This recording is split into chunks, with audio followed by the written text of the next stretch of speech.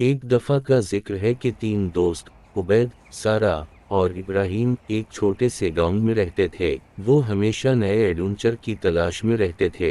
एक दिन इन्होंने सुना कि गांव के कोने पर एक पुराना और छोड़ा हुआ बंगला है जिसे लोग भूत बंगला कहते हैं। कोई भी वहां जाने की हिम्मत नहीं करता था क्योंकि कहा जाता था कि वहां भूत रहते हैं। उबैद ने मुस्कुराते हुए कहा कि यह भूत वगैरह होते हैं, ये सब सिर्फ अफसाने हैं। इब्राहिम भी इसकी बात से मुत्तफिक था, लेकिन सारा थोड़ी सी घबराई हुई थी, मगर वो एडवेंचर के लिए तैयार थी। इसलिए तीनों ने फैसला किया कि रात को वहां जाकर देखते हैं कि असल में क्या होता है। जब रात हुई और चांद आसमान में चमक रहा था, तीनों दोस्तों ने अपनी टार्चें उठाई और भूत बंगले की तरफ निकल पड़े। रास्ते में हमेशा की तरह उबैद सबसे आगे था, मगर अंदर ही अंदर सब घबराए हुए थे। जैसे ही वो बंगले के पास पहुंचे, एक ठंडी हवा का झोंका आया और दरवाजे से एक अजीब सी आवाज आने लगी, जैसे कोई अंदर से चीख रहा हो। इब्राहिम ने कहा, ये तो शुरुआत ही डरावनी है, लेकिन उबैद ने हिम्मत दिखाई और कहा,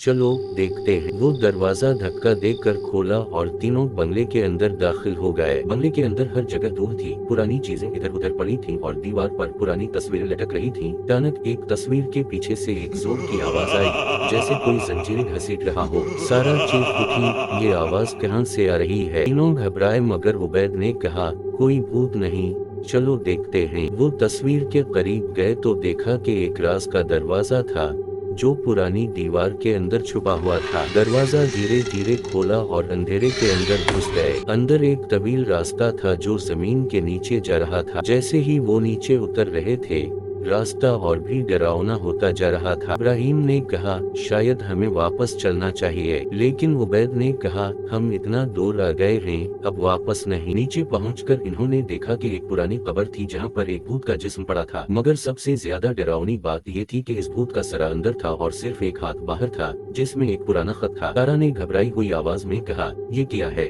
उबैद ने वो खत उठाया और पढ़ना शुरू किया। खत में लिखा था कि इस बंगले का मालिक एक जादूगर था जो अपनी ताकत का गलत इस्तेमाल करता था। इसे कैद किया गया और इसका जिस्म हमेशा के लिए यहाँ दफन कर दिया गया, मगर उसका भूत अब तक आजाद था और वो अपनी ताकत वापस चाहता था। जब उबैद ने ये खत खत्म किया, अचानक एक जोर की चीख की आवाज आई और बंगले के अंदर सब कुछ हिलने लगा। जमीन हिल रही थी, दरवाजे बंद हो रहे थे और अंधेरा और गहरा होता जा रहा था। तीनों भागने लगे, मगर रास्ता बंद होता जा रहा था। वो चिल्लाए, हमें यहाँ से निकलना होगा।